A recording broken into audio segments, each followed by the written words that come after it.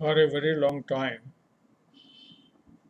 I was thinking of expressing my views about the stepmotherly treatment which is given to the defense forces and also to the armed forces, and how a strong hold of the bureaucracy or the IPS people, the government secretaries, and the neglect of the defense forces is ruining this country.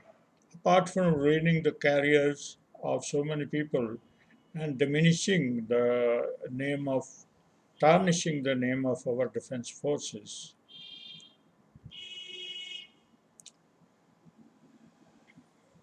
the thought came to me from the discussions which are happening on the TV and in the newspapers regarding one rank, one pension. The matter is dragging for decades.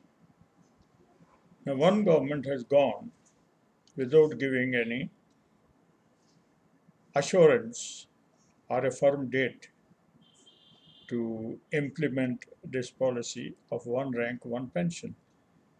In a simple way, if I retire 20 years back, I'm being given 5,000 rupees as pension. Now, today, when I'm 20 years older, the people in my rank are getting proportionately, it is an example, 20,000. Now, my requirement after 20 years of the medicine, of the other dependencies increases. So, where is the logic of not increasing it and not giving the due which the defense forces, which are put in very difficult positions and are very important for the defense of the country? Now, I will tell you a story. Before the Chinese invasion in 1962, our army used to be about 2 to 3 lakhs. A negligible air force and negligible navy it was.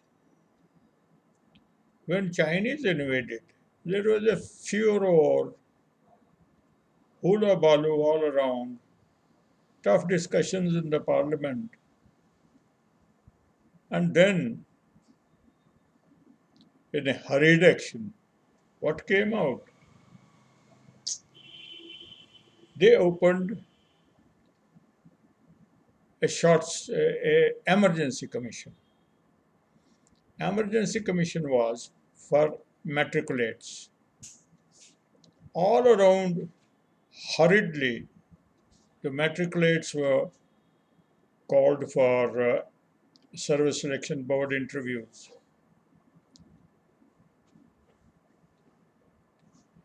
The interview was for one day for emergency 1, emergency commission 2, 3, 4, 5, 6, like that, up to 12, EC 12. And training was 3 months. When I landed up in my unit after my training, against the vacancy of, I don't remember exactly, I think 28 officers, there were 38 officers. I mean, overcrowded unit with officers. There was no place for them to sleep. The mess used to be, officers' mess used to be crowded. This was the state. When the situation eased a little bit, then what the government did, they opened IAS, IPS, and other armed forces like BSF, CRP, ITBP was there or not, I don't know. So many officers were taken by these forces. After 4 years service, 5 years service, 3 years service, they were taken. What happened? If a person with 4 years or 5 years service from the army with emergency commission was selected in the IAS or IPS, he got his seniority of the army. IAS service and IPS service do not have much bearing or any bearing on the army service rendered in the army while doing the duties of a deputy commissioner or a DM or a superintendent police. But they got their seniority. Now, after some time, they stopped taking officers to IAS and IPS. Then they stopped giving any seniority to the officers who were taken in border security force, CRP, and other armed forces, central armed forces. Now the thing is that people thereafter, when short service regular commission stopped, with intermediate and graduation in education, full 5 day service selection board, and 1 year training, which was equivalent to the normal one. Now, they were given initially commission for 5 years, extended to 10 years in some cases not. Those who went to IAS, there were only three papers: English, English essay, and general knowledge. Just three papers. They retired as secretaries, additional secretaries, and in police, additional DGs. Mr. Bindra is one example. Mr. V.K. Dugul is another example. And there are so many others who went there. They were not very fit in the army. I've seen with my eyes. The SS1 officers, when they completed around 10 years of service, those who were taken in the border security force were given no security because an undertaking was taken from them that you will not get any seniority. Now, in this country, when the service opportunity, employment opportunities are very minimal, a person joins. So people joined the BSF. Now, those people who came afresh as new officers, they overtook the army officers with 10 years service rendered in the army. BSF did not give the seniority to them. A BSF has got a direct bearing and likelihood with army. At some places, they are doing the same duties which army is doing, but the service was not counted. The laughable part is that BSF gave no training to the army officers to do the BSF duties.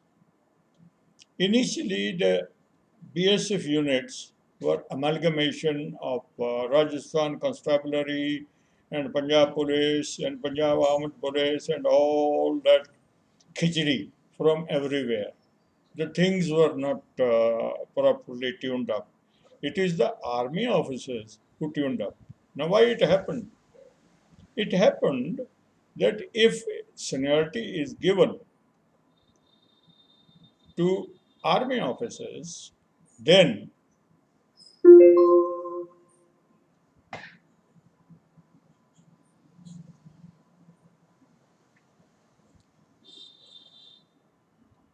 What will happen? They will become DIGs, IGs, and some may become DGs, additional DGs also.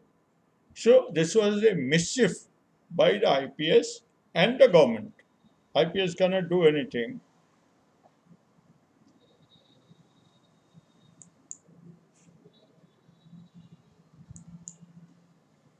IPS cannot do anything without the sanction of the government.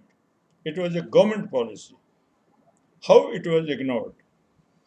With 25 years of service, the army officers who came as in army, they were majors and captains, senior captains and majors.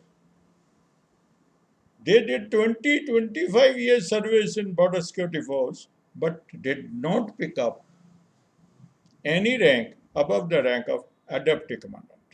With the fresh candidates and the IPS with 5 years, 10 years service came as DIGs because DIG is a rank which has not much role in the civil society or in IPS category.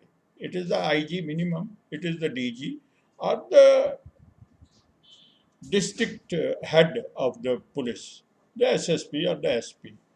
So, where to send all these surplus, unwanted police officers? They came to BSF, CRP, ITBP, and such like forces. Now, what happened? CRP Short Service Commission officers filed a case in the court, and court gave them relief. Overnight, from assistant commandant, they became senior commandants, and others were placed under them because army service is the prime service which this government has ignored. People are not talking of this. People never talked of this. The army service was counted only for pension for SS officers who had more education, who had more training, who were grilled for 5 days in the SSB. Rejection rate was very high, who did not get any training from the BSF, who made the BSF, they were ignored. I'm one of them. So, what is the policy of the government? BSF can't do anything. Now, the BSF is everywhere. It is in the jungles, it is in the mountains, it is in the war areas, they say it is second defense. No, I was deployed along with the army. What they were doing, I was also doing. How it is second defense? It is a terminology framed by the government to benefit the IPS cadre, and they stopped the entry of army officers into the IAS, IPS because there was lot of resentment among the bureaucrats because with the 10 years, 5 years of seniority, they were placed higher than the newly recruited IAS and IPS officers. That is why in this country, it is only the bureaucrat. May he be, the civil bureaucrat is stronger than the police bureaucrats. But when their common interest is there, they join together. Otherwise, they are fighting with each other. There is a tussle between the IAS and IPS. So this is the story how the Indian Army, Navy, Air Force, BSF, CRP, ITBP, and other defense forces, paramilitary forces are running. This is how they are running. This is how the government is running them. Now, there is no war for so many. There was a statement by somebody, the defense minister, that the importance of the army seems to be diminished because there is no war in last some years. What a foolish statement. You now I will come to army, though I have left it. Air Force doesn't have proper aircraft. Navy doesn't have proper equipment. The army doesn't have the guns, it doesn't have the tanks, it doesn't have the ammunition, it doesn't have the proper clothing, it doesn't have the facilities which should be given to them. Leave aside BSF. BSF plays the second fiddle. They are made to play. Otherwise, they are doing good job. And to blame anybody is very easy. So that is this. Now, after one episode, I was at a very high altitude for 2 to 3 years. From there, I came to low altitude. I was put a liaison officer. There was an exercise going on between generals and generals, telephonic battle and all that. I, being a junior officer, I was put as a liaison officer during the exercise.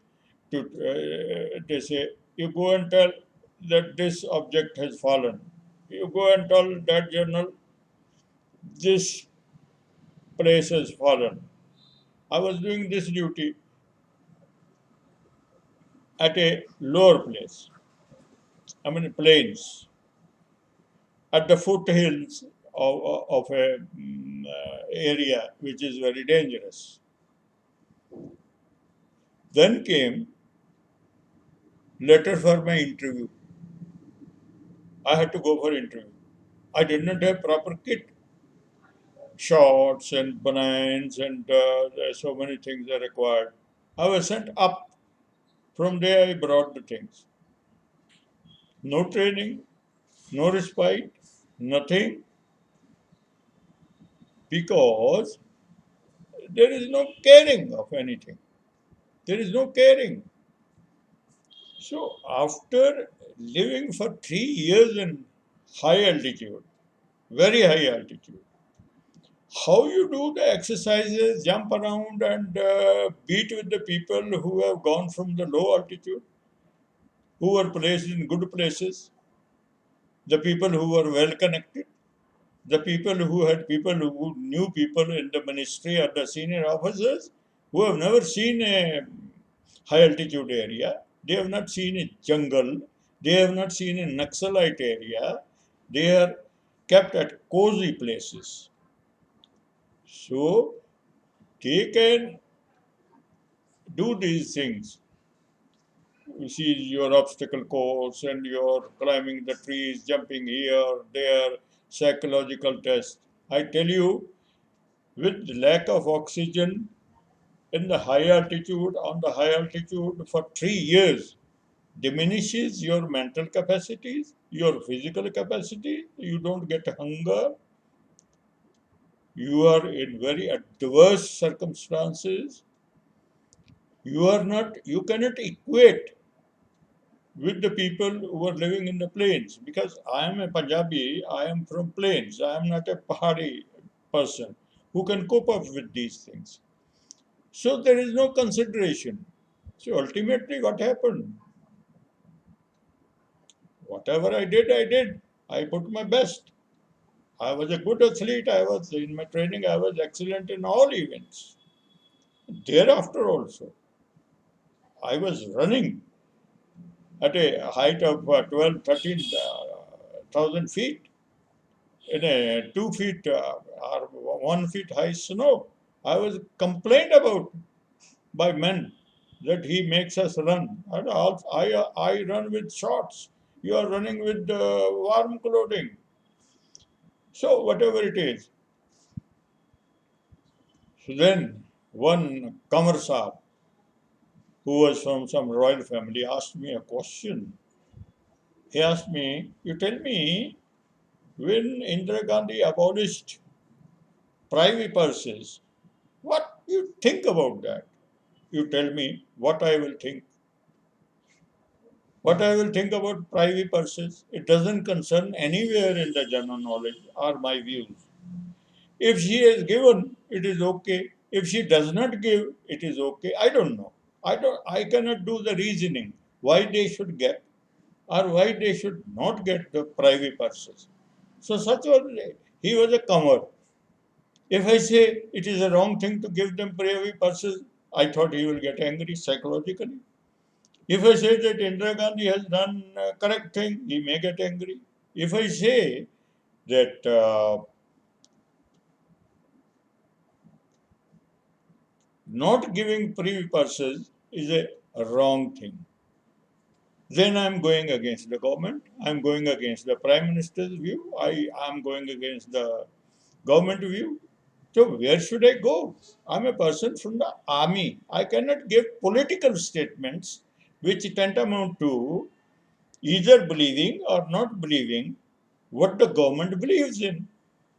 So these are the things. Somebody asked me, how is the food? I said, horrible. So many people told me that whatever they ask you say it is very good, very good. No. Speaking falsehood is as bad in heaven or hell or in this world. I said it is not good. It is worse than hospital food, which is given to heart patients after open heart surgery. He must have annoyed. I damn care if somebody is annoyed on truth. India says India is a country of truth. India is a country of falsehood. India is a country of negligence. India is a country of everything wrong, everything which is in the negative sense. This is my view today. No, I've crossed 70s long ago. But sometimes, you see, you are living. A living person must have reactions to everything. He must have his own mind. And mind thinks about things. I am very, very sad, very, very discouraged by the way this government is treating the uniformed people. I have not forgotten Shri Lal Bahadur Shastri, who said, Jai Jawan, Jai Kisan. Jawan is giving the defense to the country. Without defense, country will be ruined like it was ruined in 1962. Without agriculture, the people will die of hunger. These are the two basic things. Now, agriculture is a basic requirement. Defense is not a basic requirement. It is a requirement because our society has dwelled in the nationhoods. There are nations, US, England, Pakistan, India. Everybody has got a territory and everywhere there are disputes. So that's why army is required. It is a necessary evil. It is not logical to have armies. Why societies cannot coexist? It is a philosophical question. The society has evolved like this, which is not correct. So all my sympathies, I have suffered, people like me have suffered, and people are suffering. And this government will not do anything. Any government will not do anything. This country will do nothing unless it is taught a lesson which it was being taught in the past. It does not learn from its mistakes. What to say of blunders? What to say of blunders? It doesn't learn anything. So my sympathies are with all those who are suffering for a cause in army, BSF. You remain away your family. You may get leave or you may not get leave. You may get killed by snow. You may get killed by Odima. You may get killed in Chhattisgarh. You may get killed in Assam. You may get killed in. The politicians don't resolve the solutions. They don't resolve the disputes. and they are getting their army and BSF and CRP and Assam Rifles and all that killed because they are sitting in cozy air conditioned rooms protected by these forces, NSG and Special Protection Group. So why they should worry? And recently, what has happened? I will not. I am not a politician. I have no interest in politics. I was just pained by certain things which are happening in our country. I am a citizen of the country. I have fought for this country. I was wounded for this country. That's why I feel a little ashamed of what is happening, and my heart becomes a little heavy sometimes when I see that nothing is being done. Nothing is being done, neither for the poor, nor for the army, nor for the navy, nor for the BSF, nor for the air force, nor for any force. So people are resorting to corruption everywhere. Now the corruption has come to generals, which was never heard of. Lower below, there is a lot of corruption which people don't know in small things, in BSF, in army, in GRP, everywhere. It is there. People don't know because they are not very close. These forces are shielded from the civil society. That's why people don't know. So I am saddened when my country, my motherland, my fatherland, whom so many people sacrifice their lives, is being ignored. The people who are defending it, the people who are producing food, the people who are toiling day and night, they are being ignored. It's only the commercial activity, the GDP. They have got GDP psychosis. GDP, a poor man doesn't, a army man doesn't understand what is GDP. Corporates are earning. The foreign companies will come and give you employment. One foreign company came, East India Company, and it gave many employments which everybody remembers. 1,000 companies are coming. What type of employment? So I don't say more. Ultimately, I'll come to one rank, one pension, not for only army. It is for BSF retirees, even for civil retirees. Because what these bureaucrats do, they reduced army pension from 70% to 50, and they increased the civilian pension from 30% to 50 because bureaucrats are civilians. Army people cannot say anything. They cannot come to on the roads and protest. That's why this is happening. And I don't say that army people should protest. They should only suffer. In India, the brave people are meant to suffer. The good people are meant to suffer. The bad, the stupid, the people who are ruining the country, they have the right to have all the comforts and roam about wherever they are. Like so many people, I will not name them. Everybody goes to politics for power and power for money, and gundas to retain their seats, and corporates to give them money for elections. I'm sorry to say this. Why a party's funds cannot be audited by the election commission? Who has made this rule? Each paisa, when it comes to me, it has to be counted. Tax has to be paid. Parties what? Political parties are not some divine things coming from heavens. They also have to be counted for each penny they get from anywhere. The limit of 20,000 and this thousand, did you give 20,000 200 times, how much it becomes? So I will not go deep into I have gone into the systems. I will not go into politics because I have spent my life in uniform and I don't want to dirty my mind. In the end, I wish success to the people who are fighting for one rank, one pay, and other good things. There are so many bad things which have to be changed, like the land law. Give all the land to corporates. It's very good. So I end with saying, my motherland will not remain the same. One day it will wake up.